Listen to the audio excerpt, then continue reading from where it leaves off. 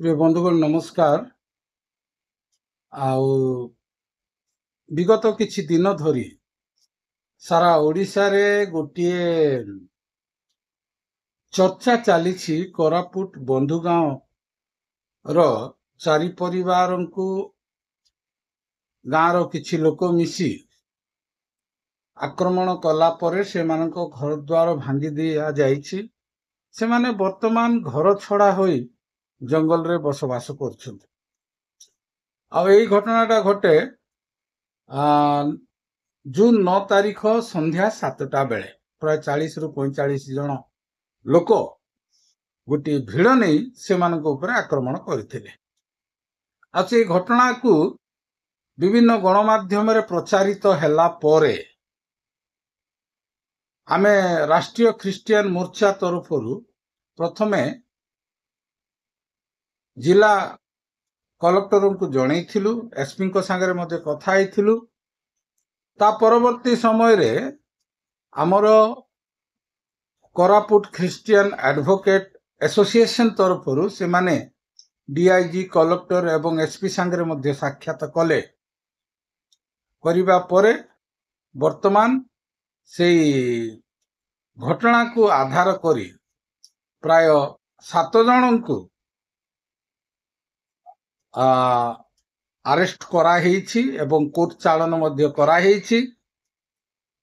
एवं एई विषय केवल गोटे विच्छिन्न घटना नुहे, एई परि प्राय एई किछि दिन मध्य 20 टी घटना घटिछि जोटा कि हमर दृष्टिगोचर को आसी नथिला।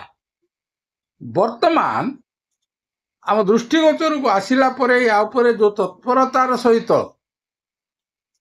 कार्यानुष्ठान हेछि, मो पुलिस प्रशासन को मध्य धन्यवाद दउछि जे सबू को दृष्टि रे रखी से माने पदक्षेप नैछन्ति। आज गोटे शांति कमिटी हबार थिला बंधुगाँ रे, किंतु से शांति कमिटी को आमर ख्रिस्टियन पक्षरु केही जाई नथिले।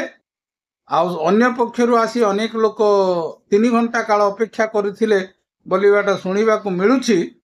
आशा करा जाउछि यार गोटे चिर एवं समाधान पाई आगामी दिन रे एपरि परिस्थिति जेपरि न हुए सेहिति पाई गोटे व्यवस्था करिबा निहाती दरकार।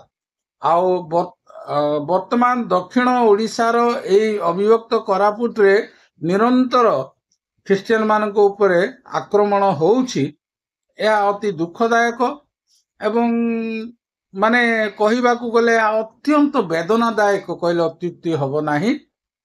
एहार समाधान आमे निहाती चाहुछु एवं निश्चय सरकार आ प्रति दृष्टि देबे एवं आशा करूची पुणी थरे आगामी दिन रे उभय पक्ष ग्राम लोक मिसी से माने शांति कमिटी करी यार गोटे समाधान रो रास्ता से माने खोलिबे। कारण से माने निज गाँ रे निज बस्ती रे एकत्र मिलामिशा होई रहउछन्ति, एक आरक को प्रेम एवं से मानकर सुख दुखर संगी से माने एटा से माने आगामी दिन निश्चय करिवे बोली आशा करूछु। आज हुए तो शांति कमिटी हेइनी, किंतु आगामी दिन रे हेले विषयटी समाधान हेबो बोली आमे आशा करछु। धन्यवाद।